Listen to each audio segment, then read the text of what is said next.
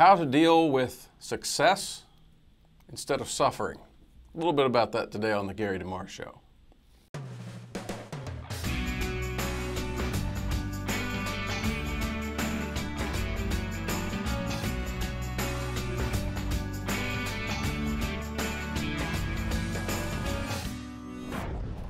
Hello and welcome to the Gary DeMar Show. Once again, I'm Joel McDermott, sitting in for Gary DeMar. I'd like to talk about a little topic that's been on my mind recently. A few weeks ago, I was in a very large Reformed church and was pleased to hear a sermon by a fairly well-known Reformed theologian. If I mentioned his name, several of you would probably recognize it. And he preached a sermon. He's a very gifted preacher, one of the best sermons I've heard in a while. And my only problem with it was on a topic that I've heard too much. He began with one of my favorite scriptures, Hebrews 12, 1 through several verses later. You know this passage, let us lay aside all the weights and sins that hinder us from running the race and looking unto the author and finisher of our faith, Jesus Christ, who for the joy that was set before him endured the cross, etc., etc. One of these great passages of forging ahead, of acting on our faith, of not giving up, of thinking of the great number of faithful people who went before us. And following on that, there came a sermon on how to deal, the great Reformed topic, how to deal with suffering. I mean, after all, if God has predestined us to glory, etc., etc., etc., then why do we have to suffer in this life? And don't get me wrong, I understand there are a lot of people that do suffer and who need to hear a sermon on suffering. But it seems like to me that has become such a profound topic, especially in Reformed circles. And if a preacher can preach this successfully, then he's really accomplished something. And like I said, I don't want to take anything away from that per se. But I've heard that sermon 100 times from 100 different preachers. And it's always couched in this kind of an idea where, when we're given success in life, we get too comfortable, we get complacent. When we're given wealth, we get greedy and we want more, and we run into sin in all different types of ways, luxury, excess, etc. And therefore, God sends us periods of suffering, periods of trial to draw us back to Him, to make us humble once again. And that's, that is part of what suffering is all about as a Christian. Of course, there's more to it than that, but that's one of the things I always hear. And this is what bothers me about that. Why, if the wealth and the success and the good times and the power and all of those things are the things that lead us into sin most readily, why do we not hear more sermons about how to deal with that rather than how to deal with suffering that comes along because of that? Okay, why don't we hear sermons about how to deal with success? How to deal with times of when the power's in our hands? And I think part of the reason for that is because Reformed people tend to be suffering-minded, if you will. And I know I've never heard anyone state this up front and openly, but I think there's this kind of fear of being successful. There's this fear of having wealth. There's this fear of being in control, of being in charge of everything from even a household once for some people, all the way up to the seats of government. And of course, that's a lot of what we talk about here at American Vision. I find an interesting parallel somewhat along this situation in 1 Samuel 16.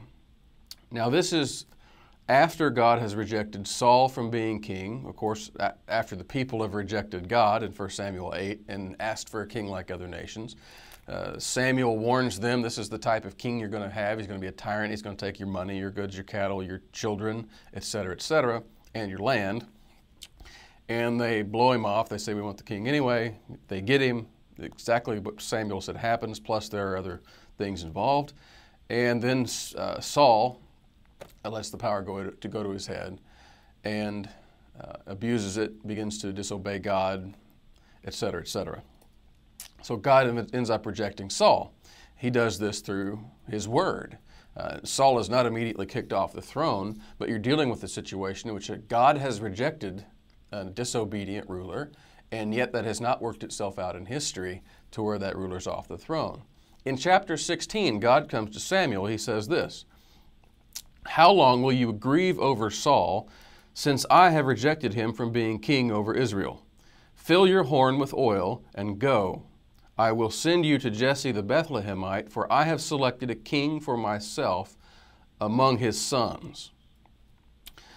And I'll read a little bit more in the next show. Just in that verse, we see God has chosen himself a king. And so he wants Samuel to go work toward the fulfillment of that instead of sitting around moaning and complaining about how bad things have gotten. I mean, after all, Saul was sent as judgment upon the Israelite people. In other words, this wicked government was imposed on the people because of their own sin and their own choices. You could say there's a very parallel situation today, but God has rejected that. There's a great irony in this story in that he's sending Samuel to go anoint, in this situation, David, who is Jesse's son. I have selected a king for myself among his sons. Of course, the great irony in that is that looking all the way down through history, he's ultimately talking about Jesus Christ. In the immediate context, he's talking about David, but ultimately he's talking about Jesus. Well, that not only has David been anointed and run his course, but Jesus Christ has come and has been anointed. And we've talked about before the eschatology involved with Jesus currently sitting on the throne and currently calling us to rule on earth as well. Psalm 110, of course, fulfilled in Acts 2 with the ascension and session of Jesus Christ, reflected in Hebrews 1:3, 1:13, and 10:12 and 13. And so we're in a very similar situation in which we are called to, in a sense, to go out into the world and proclaim who is really king, proclaim what the law really is, to anoint, if you will, that king in the midst of this earth, and to work for that, to work out in history. And yet we have not yet seen that.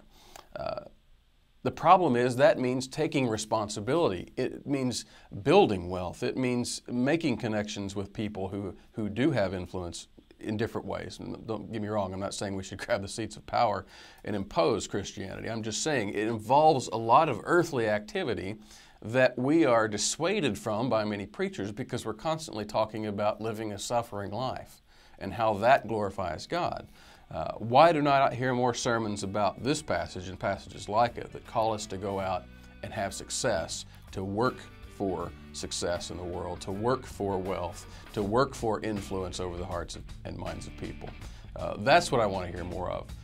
In another show, I will try to go through a little bit more of these things and illuminate a little bit more of this passage, which I think is a great passage to study in general, and especially in reference to this topic. So thank you for joining me today on the Gary DeMar Show. I'll be back tomorrow. Thank you.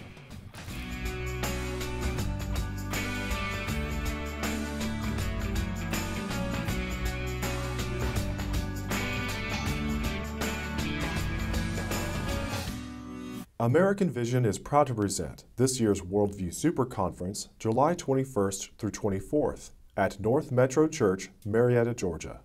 For more information, visit conference.americanvision.org. That's conference.americanvision.org.